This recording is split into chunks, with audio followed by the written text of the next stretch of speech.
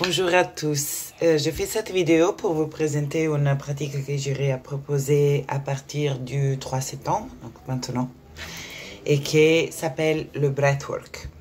C'est un mot qui inclut en soi plusieurs pratiques différentes de respiration. Peut-être plusieurs d'entre vous ils connaissent déjà la respiration holotropique. C'est une des pratiques du breathwork. Il en existe beaucoup d'autres. La pratique que je vais proposer prioritairement est très similaire à la respiration holotropique. La différence principale est que dans ce type de respiration, qui est la respiration connectée, on va engager dans le voyage respiratoire soit la cage thoracique, soit le ventre. C'est-à-dire donc soit le système parasympathique qui est sympathique, le système nerveux. Cela veut dire que on va rentrer facilement dans un état modifié de conscience, qui connaît mon travail ici, combien ça m'intéresse, cette possibilité donc d'accompagner des personnes, accompagner moi-même sans doute, dans des états élargis de conscience, ou alors on peut dire des états chamaniques ou des états de transe. Les états modifiés de conscience permettent l'accès à des zones de notre inconscient que dans un état ordinaire de conscience est plus difficile de rejoindre. C'est là car chacun de nous a un système de protection, de défense intérieure qui maintient certaines zones de notre inconscient pas facilement accessibles. Il y a une utilité dans ça, c'est-à-dire qu'à un certain moment de notre voyage de vie, se séparer de la conscience de certaines expériences émotionnelles et psychiques aussi, a eu tout son sens. Donc, nous a permis de survivre, de traverser certaines circonstances de la façon la plus sécurisée possible. Juste que chacun de nous apporte en soi ce qui n'a pas été digéré, on va dire, ce qui n'a pas pu processer. Donc, les choses dont on n'est pas consciente ne sont pas absentes, sont juste invisibles. Et du coup, définissent en fait de façon invisible notre expérience de vie au quotidien.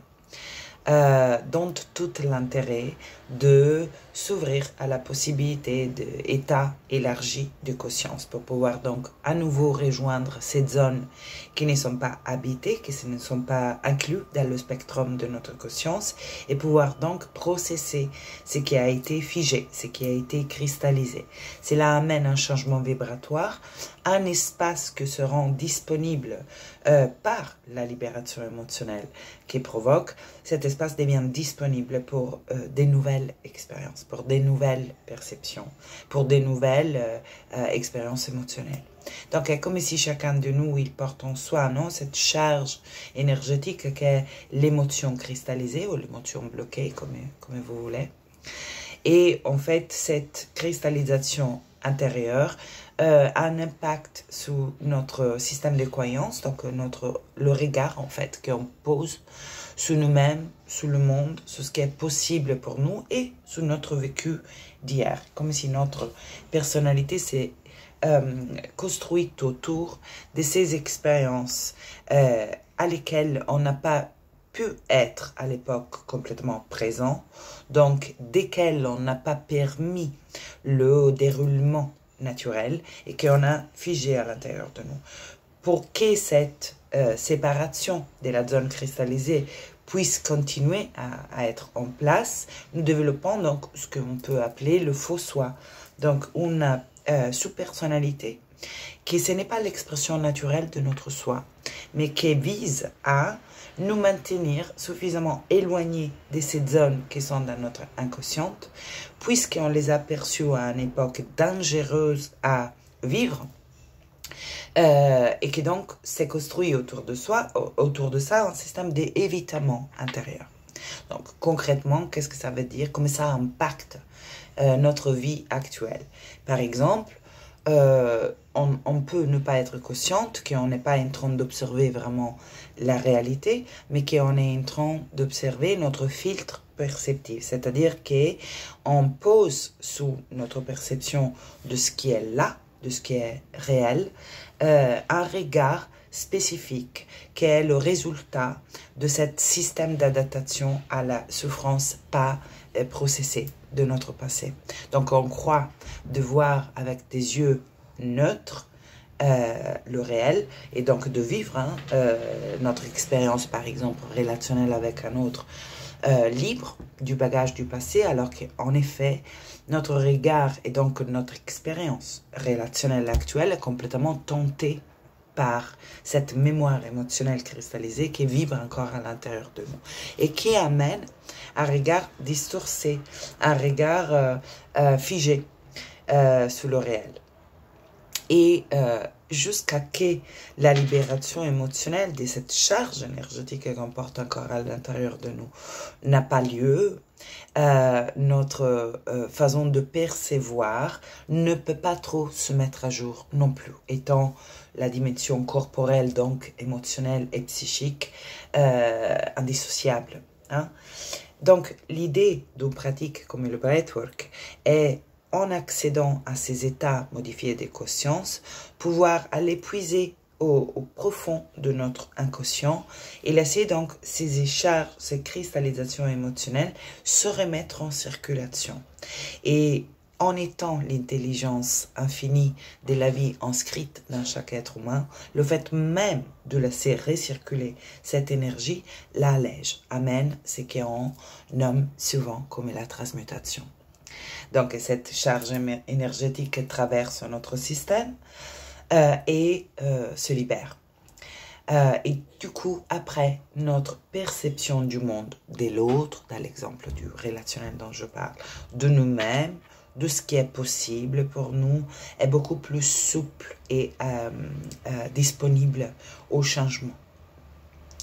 La pratique du breathwork consiste dans un voyage qui c'est apparemment très simple et qui donc ne demande aucune connaissance préalable. C'est je décrirais une pratique, une modalité respiratoire qui n'est pas celle naturelle de notre vie ordinaire. Et après, on pratiquera cette respiration connectée pour une certaine durée du temps. Le minimum d'un voyage de respiration connectée est d'1h20, donc pendant lequel on est allongé au sol et on continue à rester dans l'expérience de cette pratique. Le voyage est accompagné par de la musique, une musique qui va évoquer, qui est divisée en 4 phases et qui va à accompagner les 4 phases du voyage de respiration. Tout apparaît être très simple et naturel alors qu'il y a une structure pensée au millimètre derrière. Il peut y être de la libération émotionnelle et quand je parle de libération émotionnelle, je tends à souligner que oui, ça peut s'agir de émotions denses, on va dire, donc reliées à certains événements de notre vécu, qui peu importe vraiment d'identifier, ce n'est pas le point. L'idée est vraiment que la libération émotionnelle permet cet allègement intérieur et donc un espace disponible pour un changement et pour l'incarnation du nouveau.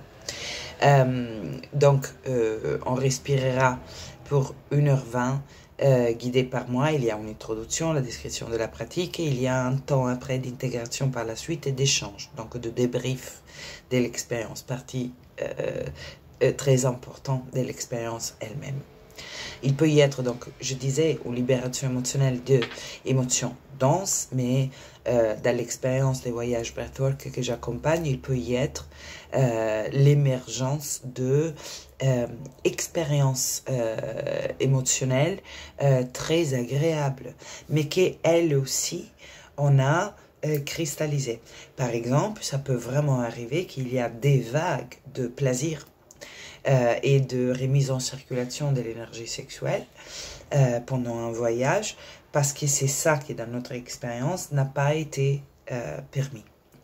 Donc, en fait, c'est toute le panoplie des expériences émotionnelles possibles.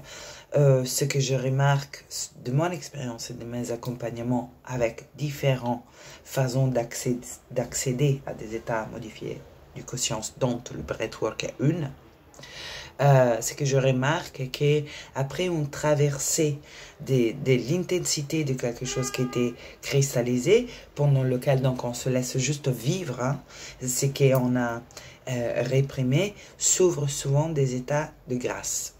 Donc des états d'accès facilité à l'expérience de qui nous sommes au fond de notre être. Donc de vastité, d'amour, de paix, d'appréciation profonde, voire des états, des expériences, oui, des connexions, on va dire, au subtil, fortement marquées.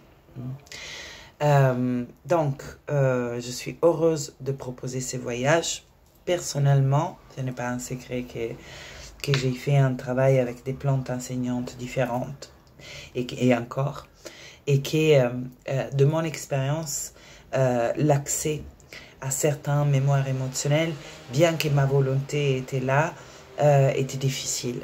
Et bien que les événements de la vie ils venaient de plus en plus près pour que j'aie accès à nouveau à ces expériences émotionnelles qui sont à l'origine des événements qu'on magnétise, cependant, mon système de protection et de contrôle intérieur était tellement pointu, ce qui m'a vraiment servi à un certain moment de ma vie, qu'est d'avoir accès par des pratiques, par des plantes et par des pratiques à des états modifiés de conscience, ça fait vraiment une énorme différence dans mon cheminement.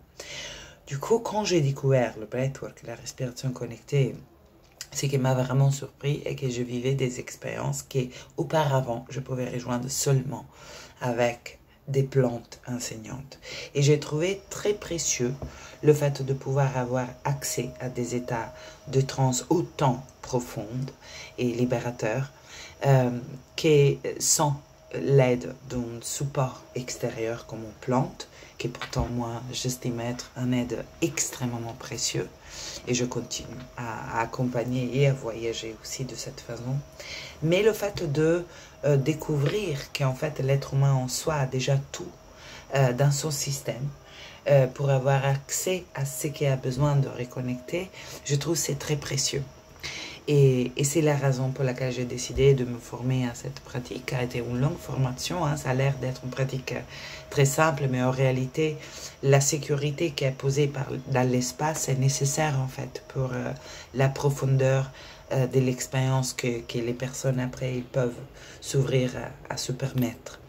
Et du coup, avoir une personne qui tient l'espace, un facilitateur qui est formé et habitué avec une compétence et une connaissance et une expérience des états modifiés des consciences et des pratiques de libération de mémoire émotionnelle qui peuvent être clairement aussi profondément délicates à accompagner est essentiel. Donc un cadre sécurisé, sécurisant est nécessaire à que la pratique puisse vraiment se déployer dans toute son efficace et puissance. Et en même temps, est complètement accessible à quiconque. Et il n'y a pas à savoir rien. Et non plus à comprendre tout ce qui se passe pendant le voyage. Alors quelqu'un a des expériences plus, on va dire, éclatantes en termes de manifestation. Et quelqu'un a des expériences plus subtiles. Mais la puissance de la pratique est la même. Et on ne peut pas vraiment mesurer dans les termes de combien a été visible, on va dire, l'expérience de quelqu'un plutôt que de quelqu'un d'autre. Donc, je suis vraiment ravie de proposer cet voyage. Il sera accompagné parfois du cacao et parfois sans cacao. Le premier voyage que je vais proposer est avec le cacao parce que je trouve juste incroyablement synergique l'action de ces deux pratiques. Ils vont dans la même direction, hein, dans la reconnexion à notre univers intérieur, dans ces différents étages, dans la conscience que le plus on descend dans notre terre intérieure et le plus aussi l'éclosion est réelle, ancrée, intégrée et actualisable dans notre expérience après au quotidien. C'est-à-dire de s'envoler vers le haut et de vouloir rejoindre une zone de lumière ou de positivité quand on n'a pas la disponibilité à aller rencontrer aussi les profondeurs de notre être, en fait, c'est un voyage éphémère. Pour moi, c'est ma perspective. Rencontre un plafond, un limite, au-delà duquel, en fait, la croissance qu'on se raconte incarnée est en effet éphémère. C'est de mon expérience un des enseignements les plus flagrants, les plus importants et aussi les plus présents dans mes transmissions et mes accompagnements. Donc la descente dans la terre, dans le féminin et dans nos terres intérieures, qui veut dire aussi dans nos os, dans notre inconscient, dans nos mémoires émotionnelles, dans tout ce qui est inscrit dans le corps, pouvoir descendre, reconnecter ça et respirer dans ça, remettre en circulation ça, réintégrer ça, est ce qui permet en fait à la fois l'élévation et l'élargissement, l'éclosion, moi je l'appelle. Et la libération donc d'un espace intérieur pour l'expression un peu plus naturelle de qui nous sommes, plutôt que l'adaptation à notre vécu, qui n'est pas l'expression, oui, naturelle de notre être. Donc, pour toute question, n'hésitez pas à m'écrire. Vous trouverez le calendrier des événements soit sur ma page Facebook à fur et à mesure. J'en ai plusieurs événements, donc voilà, ils ne sont pas tous postés, plus ou moins un, deux à la fois. Je les annonce à l'avance. Ça sera à peu près une fois par mois pour commencer et on accélérera par la suite. C'est une pratique qui donne toute sa... qui ouvre à tous les bienfaits dont elle est porteuse quand on la pratique avec une certaine continuité. Donc disons, voilà, 5-6 séances, on commence vraiment à ressentir la puissance du changement que ça s'opère. Notre conscient est vaste, donc il y a beaucoup à visiter. Et par contre, on pratique est un accélérateur du chemin. Et nous évite aussi d'attendre que la vie nous amène des événements forts assez, parce qu'on n'ayait pas d'autre choix que d'ouvrir des tiroirs intérieurs émotionnels. Donc, je trouve que ça peut être vraiment précieux d'être sciemment, intentionnellement dans une démarche de rencontre avec soi, de reconnexion à tout ce que nous sommes. Et on pratique qu'on fera en groupe dans les ateliers et en individuel pour qui veut un voyage plus ciblé. La pratique, elle dure à peu près 2 heures. Après, on aura une partie d'introduction de la pratique et du thème de la pratique. Il y aura des pratiques à thème et des pratiques libres où chacun il aura à visiter ce qui a besoin d'être vu. Merci beaucoup pour votre attention.